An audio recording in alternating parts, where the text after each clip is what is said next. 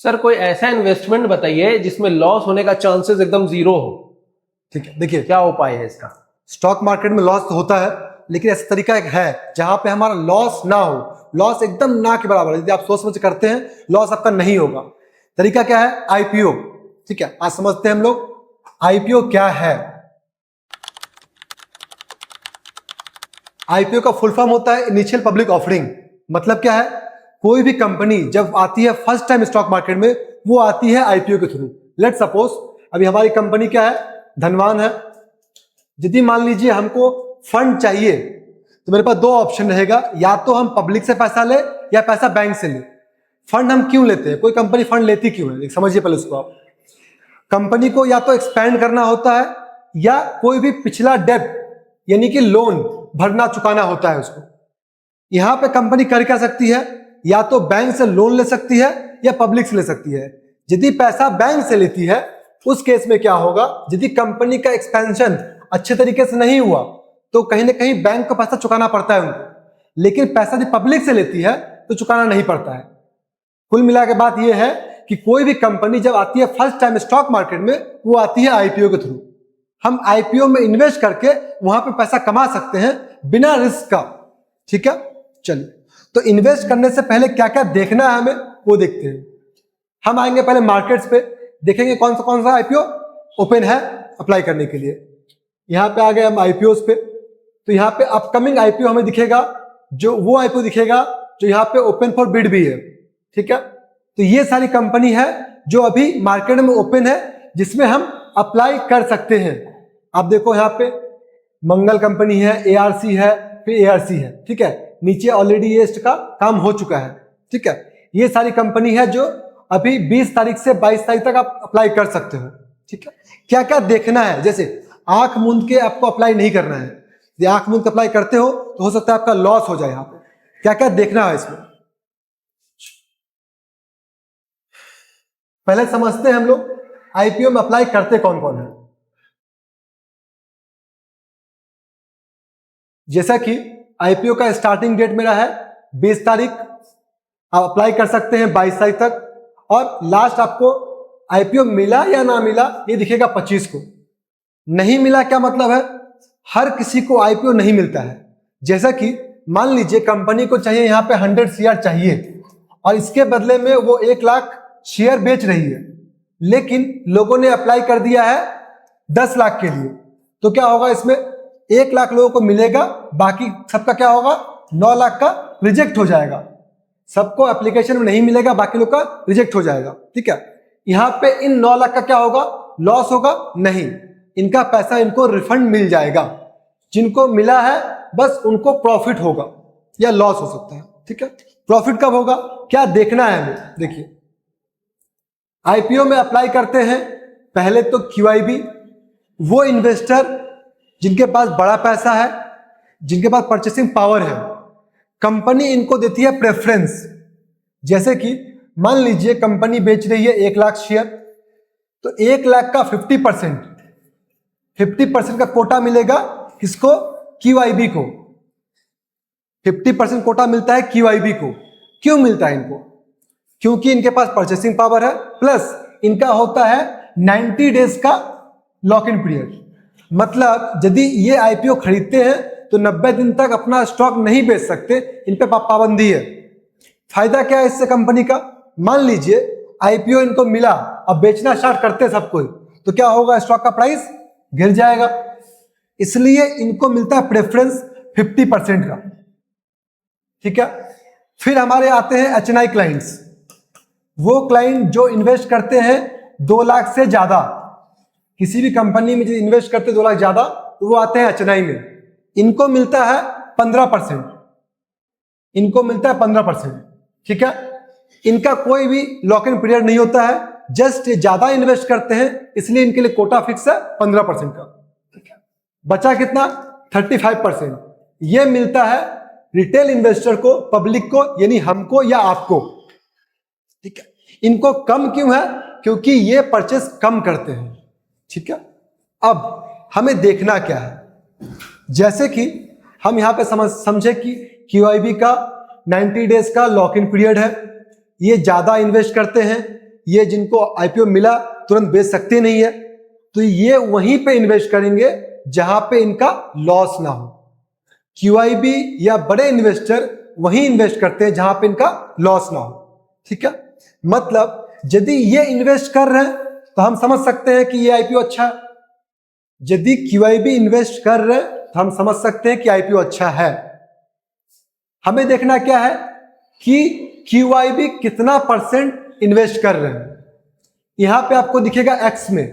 यदि मान लीजिए 100% यानी कि कोटा है, मान लीजिए इनका है 1 लाख शेयर का, इनको मिला 1 लाख शेयर और अप्लाई कर दिए 1 लाख के लिए, तो यहां पे आपको क्या दिखेगा, यहां पे दिखेगा आपको 1x।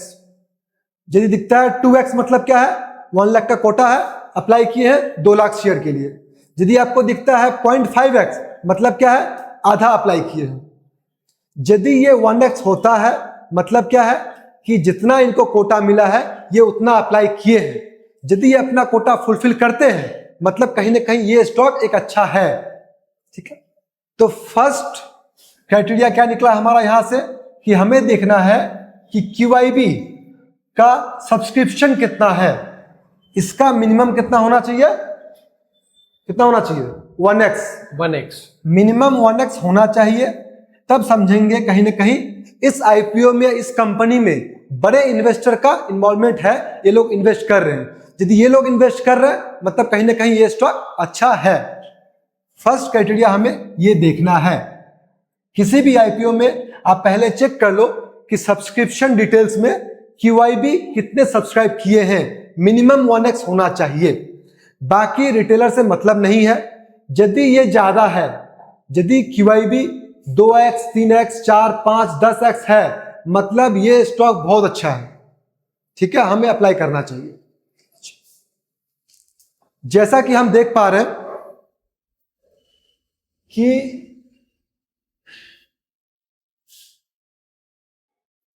इसमें हमें इन्वेस्ट कितना करना है, मिनिमम 13,858 रुपए।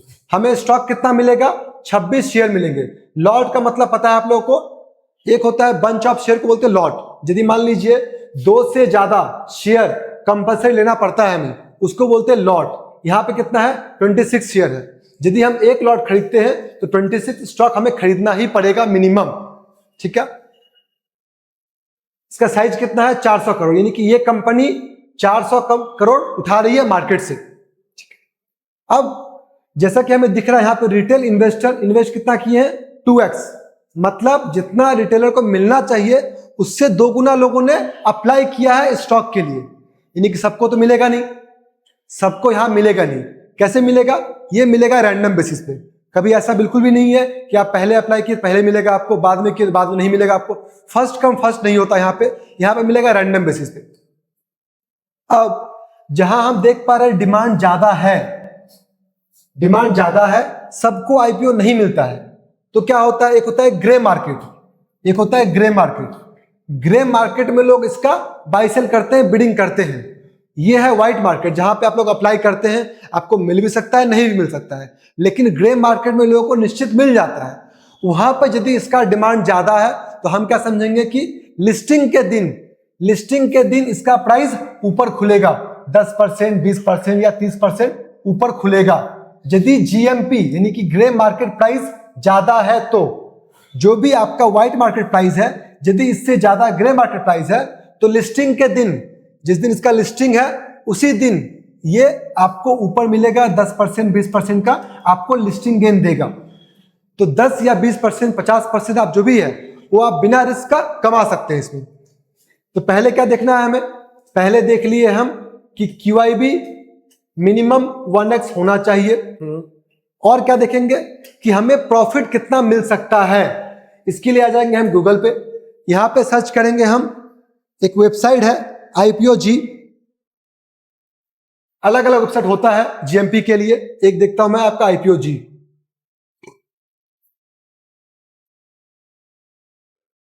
ये बेसिकली दिखाएगा कि एस्टिमेटेड प्राइस क्या है, कितना आपको प्रॉफिट मिल सकता है लिस्टिंग के दिन ही। यदि आप इन सब को देख के करते हैं तो कहीं ना कहीं आपका लॉस होने का चांस बिल्कुल भी नहीं है। देखिए अभी हमें यहां क्या दिख रहा है, एक स्टॉक है विक्रम, एक स्टॉक है विक्रम सोलर। यहां पे हमें दिखेगा एक्सपेक्टेड प्रीमियम, जो भी आप अप्लाई कर रहे हैं, जो भी आप इन्वेस्ट कर रहे हैं, कितना परसेंट प्रॉफिट आपको मिल सकता है लिस्टिंग के दिन ही। तो क्या दिख रहा है यहाँ पे 14%, 14% का यहाँ पे हाइक है जीएमपी में। जो भी आपका व्हाइट मार्केट प्राइस है उससे ज्यादा प्राइस कितना है 14%। तो जब भी ये लिस्टिंग होगा, लिस्टिंग डेट क्या है इसका, लिस्टिंग डेट हमारा आज का है, तो आप देखोगे कहीं ना कहीं जब लिस्टिंग हुआ होगा इसका 14% पे हुआ होगा। अब देखते हैं कौन सा अभी पेंडिंग है, जो अप्लाई होना बाकी, जो खुलना बाकी है अभी। जैसे कि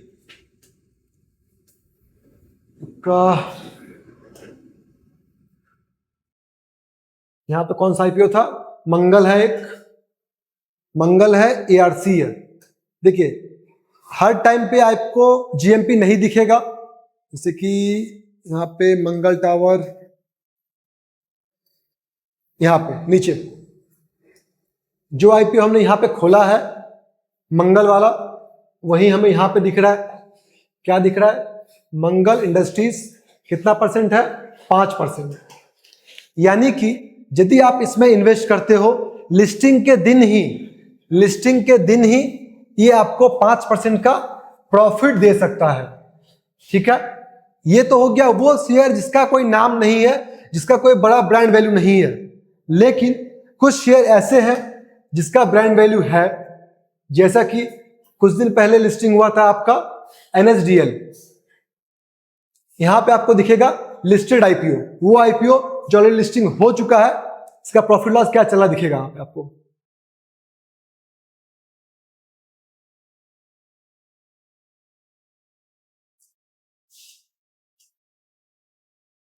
देखिए ये वो आईपीओ है जो लिस्टिंग हो चुका है, कितना परसेंट लिस्टिंग गेन मिला है हमें यहां दिखेगा ये चीज।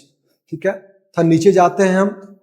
देखिए ये है हाईवे, मैं जैसे कल सबको बताया था, इसमें इन्वेस्ट करने के लिए कितना परसेंट मिला यहाँ पे 67%। उस टाइम पे इसका जीएमपी कितना था, 57% लगभग था। हमें यहाँ पे कितना मिला, ज्यादा ही मिला, 67%। और देखते हैं आपका NSDL, नीचे NSDL था ऑलमोस्ट हमारा 7%, ये था हमारा ऑलमोस्ट 7%। कितना मिला हमें, 10% दिया ये। ठीक है, और लिस्टिंग होने के बाद, लिस्टिंग होने के बाद भी कहीं ना कहीं आपको ये स्टॉक ज्यादा ही देता है। जैसे कि अभी चार्ट खोलते हैं इसका NSDL का,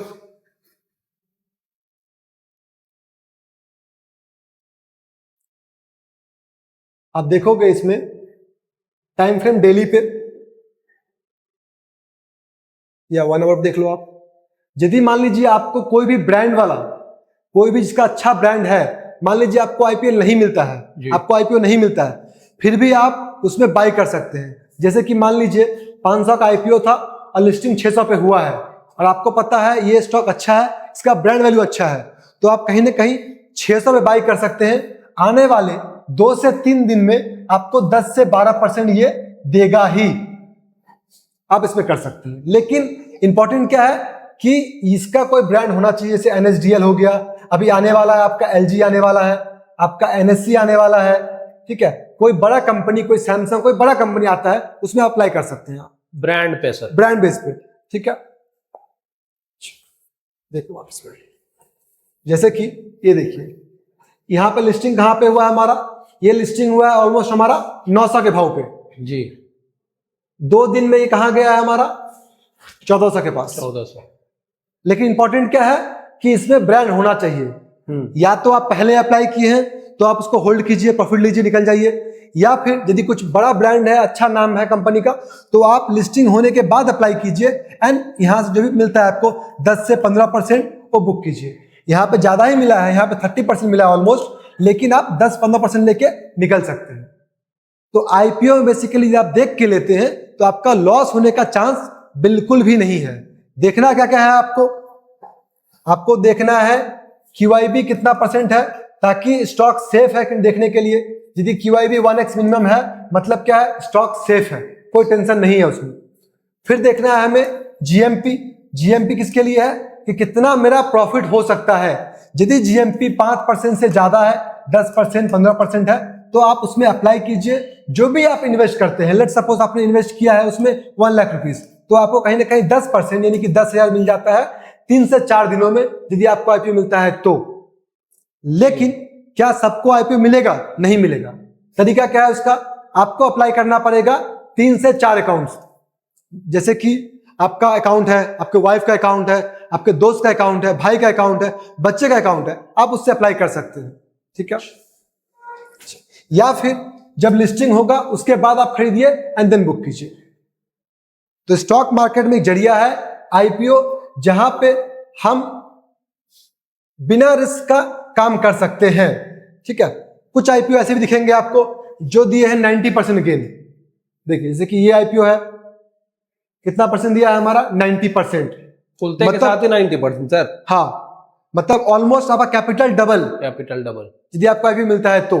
कोई रिस्क नहीं है। मान लीजिए आपको आईपीओ नहीं मिला, आपको आईपीओ, आपका एप्लीकेशन रिजेक्ट हो गया, क्या होगा? आपका पैसा रिफंड हो जाएगा। बस आपका पैसा 2 दिन के लिए लॉक रहता है, एंड यदि आपको नहीं मिलेगा तो आपका पैसा रिफंड हो जाएगा। तो कहीं ना कहीं आप आईपीओ में बिल्कुल ही सेफ इन्वेस्टमेंट कर सकते हैं। बस 2-3 चीज आपको देखना है एंड इन्वेस्ट करना है। ठीक है। क्या क्या नहीं करना है आपको? कभी भी 3-4 अकाउंट अप्लाई मत कीजिए। मतलब क्या है? मान लीजिए आपके पास ग्रो है, आपके पास काइट है, आपके पास धन है, आपके पास जीरोधा है, सब में अप्लाई कर दिया आपने सेम पैन कार्ड से, क्या होगा? आपका एप्लीकेशन रिजेक्ट हो जाएगा, आपको कहीं नहीं मिलेगा। फिर आपको अप्लाई करना है 3-4 जगह। मतलब क्या है? अलग अलग पैन कार्ड अप्लाई होना चाहिए। ठीक है। प्लस और क्या देखना है आपको? आपका बैंक का नाम प्लस आपका पैन कार्ड का नाम दोनों ही सेम होना चाहिए। एग्जाम्पल के लिए मान लीजिए आपका नाम है राम कुमार शर्मा, ये आपका है पैन कार्ड में, लेकिन बैंक में आपका नाम है सिर्फ राम शर्मा। तो इस कंडीशन में क्या होगा? आपका एप्लीकेशन रिजेक्ट हो जाएगा। आपका नाम भी दोनों मैच करना चाहिए तो ही आपको आईपीओ मिलता है, अदरवाइज नहीं मिलता है। ठीक है। तो इन सब तरीकों से आप अप्लाई कर सकते हैं आईपीओ, एंड इसमें ये आपका कैपिटल सेफ रहेगा, लॉस होने का कोई चांस नहीं है। अभी तक इस तरीके से जितने लोगों ने आईपीओ लिया है, 10 एप्लीकेशंस में यदि आपको 10 मिलता है तो अभी तक में कोई भी लॉस में नहीं गया है। इस तरीके से आपका कोई भी आईपीओ लॉस में नहीं जाएगा, इसकी श्योरिटी है। ठीक है। ठीक है सर, तब नेक्स्ट टाइम मैं भी अप्लाई करूंगा इसी तरीके से। जी, thank you sir. Thank you.